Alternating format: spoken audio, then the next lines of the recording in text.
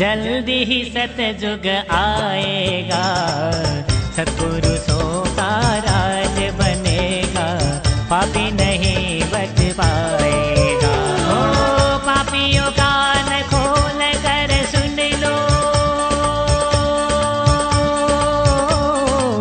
पापियों कान वो है नहीं यहाँ पर उनका सिंगार। अच्छा अच्छा। सरकार अब ये है कि ईश्वर सजीव विनाशी चेतन अमल सुखराशि।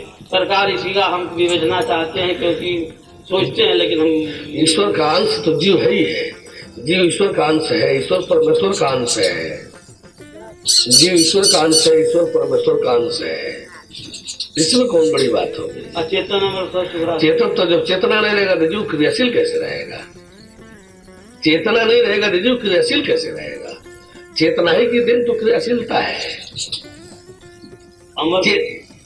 अमर सुख राशि। अब अमर सुख राशि की बात जो है जहाँ आ गया, तो जब वो मन युक्त रहेगा तब सुख राशि नहीं रहेगा।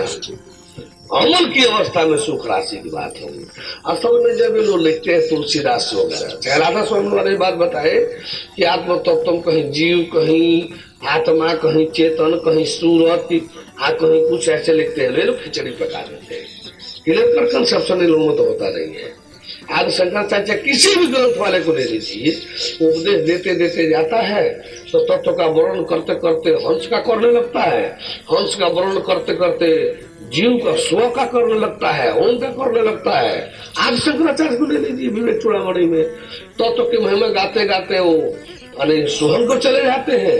सोहम के बाद उतर करके स्व पर चले जाते हैं, स्वरूप बोध पर। स्वरूप से चलते चलते वो महावाक्य पर चले जाते हैं। हम आत्मा ब्रह्म कहीं कहते हैं तो कहीं तत्वमसी कह देते हैं, तो तत्वमसी महावाक्य लेकर के विराम पाते हैं। तो ये लोग जो है, तुलसी बाबा भी वही है, उनकी भी वही मति गति है। ये भी तो सोहने वाले थे पहले। सोहमत में इनका ज्ञान दीपक क्या है। सोहमत वृत्ति खंडा दीप शिखा परम प्रचंडा आत्म अनुभव सुख सुप्रकाशा मिटे भेद भाव मूल भ्रम नाशा। ये भी तो सोहंगे ज्योति वाले थे। तो ये लोग जो होते हैं, इनके पास कोई क्लियर कट कंसेप्शन तो होता नहीं है। अस्पष्ट अवधारणा तो इनके पास होती नहीं है। सुनिश्चितता तो इनके पास होता नहीं है। तो कभी जीव का लक्षण ईश्वर में, ईश्वर का लक्षण परमेश्वर में, परमेश्वर का लक्षण जीव में, जीव का, ये लोग ऐसे खिचड़ी तैयारी बनाना शुरू कर देते हैं कि आप स्पष्ट लेना चाहे तो मुश्किल हो जाएगा। रामचंद्र अब तुलसीदास कह रहे हैं कि एक राम एक तापस तारी आ नाम कोट खलकुमति सुधारी। तो राम ने खाली तापसे तारे थे। सरकार उसमें आगे आया है कि ताप से राम तारे थे, क्योंकि कोई आदमी अपने क्रिया के बल पर, अपने कर्म के बल पर अगर करता है तो उसमें राम की कोई महत्ता नहीं है। अच्छा, सेवरी क्रिया कर्म की थी। हाँ, सरकार ये गिद्ध के विषय में आया कि परहित सरित धर्म नहीं भाई, पर पीड़ा सम नहीं माई। तो गिद्ध जो था कि परहित में अपना देह गवा दिया, तो उसका ऐसा कर्म था कि जो राम को लाचार होकर उसको मुक्ति देना ही देना था, नहीं दे तो यूं चला जाता। सेवरी इतने दिन तक तपस्या उस जंगल में उनकी थी तो उनको जाना ही जाना था। लेकिन यहाँ जो शिला, गौतम की स्त्री जो शिला थी वो कुछ नहीं की, उसको तारे, क्योंकि वो कुछ की नहीं ना उनके विषय में। उनको भी शाप के समय अमर था। एक राम अवतार में राम जो अवतार लगे इधर से चलेंगे, उनके चलना पड़ेगा तो मुक्त हो जाओगे। तो पत्थर क्या जानती है कि वो जिस पत्थर के रूप में पड़ा उस रूप में चलेंगे। कुछ ऐसी चीजें होती हैं कि सब पूर्ण नहीं खोला जाता है, मजबूरी में खोलना ही पड़ता है। वाल्मीकि में पत्थर नहीं है, वो नारी के प्रत्यक्षता नारी के रूप में वहां बैठी थी। राम निर्माण से सर हम पढ़े, अभी तो हम वाल्मीकि के नाम लेकर बोल रहे हैं। तो पत्थर के रूप में नहीं बल्कि प्रत्यक्षता नारी के रूप में अचेतन रूप में पड़ी हुई थी। अब जब प्रत्यक्षता हो गई उस ऐसे गौतम ऋषि की नारी और प्रत्यक्षता होकर के पड़े रहेंगे तो क्या पड़ेगी, विष्णु होकर तो पड़े थे, उधर से राम निकले थे। अब भक्ति भाव की मर्यादा को बढ़ाते हुए हम लोग थोड़ा सा हर चीजों को समाज में नहीं रखना चाहते, क्योंकि तुलसी बाबा की मान्यता है। मान लीजिए तुलसी बाबा ने एक काम तो किया ना कि राम का गुणगान घर घर करा दिया। अब तुलसी की गलतियों को थोड़ा समाज में रखने में हम लोग सोचते हैं कि चलो भाई एक गुणवत्ता तो किया कि राम राम घर घर कहवा दिया, रामायण घर में रखवा दिया, सामान्य बोली में बोल करके। अब दोष हो चाहे गुण हो सब उसी में खत्म कर दो। आप कहिए आप लोग छेड़छाड़ करते हैं तो तुलसी के खुद विरोध करके उनकी मर्यादा गिरा देनी पड़ती है। ये लोग सुमूल जरूर बोले हैं, तारने का मतलब ही नहीं है कि जो कुछ न करे वो तर गया हो। तारने भी तो जिसको मुक्ति दे दिया जाए सब तरन तारा है। आराम भगवान हमेशा है तो की कृपा करता है। ये किसी कर्म के आधार पर ज्ञान नहीं मिलता है, भगवान नहीं मिलता है। कर्म और क्रिया साध्य भगवान नहीं होता है, वो कृपा साध्य होता है। किसी कर्म और क्रिया में क्षमता शक्ति भगवान पाने के लिए होता है। किसी भी ब्रह्मांड में कोई ऐसा कर्म क्रिया नहीं है जो भगवान को मिला दे।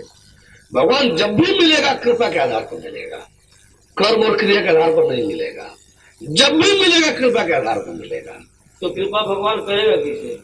कृपा करने क्या है? देह दिया है, करे करुणा न देही देत ही सुबिनहित सने ही। आज जब देह दिया है तो बताया कि नर्तन भव बारिधि कहूँ बेरू। आप अपने देह को बहुत सागर पार करने वाला बेड़ा बना दीजिए। आज सन्मुख मरु तो अनुग्रह मेरू। तो पहला कृपा किया कि आपको मानव जोनि दे दिया। दूसरी कृपा किया कि आपके अंदर वो भाव दे दिया कि भगवान खोज में लगे। सन्मुख मरु तो अनुग्रह मेरू, तो भगवान खोज में लगे हैं। तीसरी कृपा कर दिया कि संत मिलन करा देगा मोहि भाव भरोसा हनुमंता। बिनु हर कृपा मिले ही नहीं संता। तो यह तीसरी कृपा ही है कि भगवान मिलाने वाला कोई आपसे बात कर रहा है, संत मिला रहा है। और फिर अगली चौथी कृपा होगी तो आप उस पात्रता में आ जाएंगे। फिर पांचवी कृपा होगी तो आपको ज्ञान मिल जाएगा। अंतिम कृपा होगी तो आप शरणागत स्वीकार कर लिया जाएगा ताकि सदा सर्वदा के लिए बने रह जाए। उसके बाद में कृपाओं का लक्षण नहीं है, दौर चलेगा। सालों की मुक्ति पहली कृपा होगी। उसमें जब कृपा करेगा तो सामिप्य मुक्ति देगा। उसमें कृपा करेगा तो सारूप्य मुक्ति देगा। सारूप्य मुक्ति देने के बाद तो कृपा का भी दौर बंद हो जाएगा। फिर गिरना उठना खत्म। सदा कबू कर करुणा देही देत राम में तो बिन हेत स्नेही। तो गिद्ध राज जो तो गिद्ध था वो तो मनुष्य देह में नहीं था, फिर लेकिन कर गया गिद्ध के शरीर से। भगवान तो कैसे माना जाए कि मनुष्य देह में अब एक बात अब है, भगवान एक्सेप्शन तो हर चीज का होता है ना। ये तो पढ़े हुए ना, जिसके पास विशेष अधिकार है जिस परमेश्वर के पास, वो जिसको जैसा चाहे दे दे। परम प्रभु की है ये वाणी, परम प्रभु की है ये वाणी। जल्दी ही सतयुग आएगा, सत्पुरुषों का राज बनेगा। पापी नहीं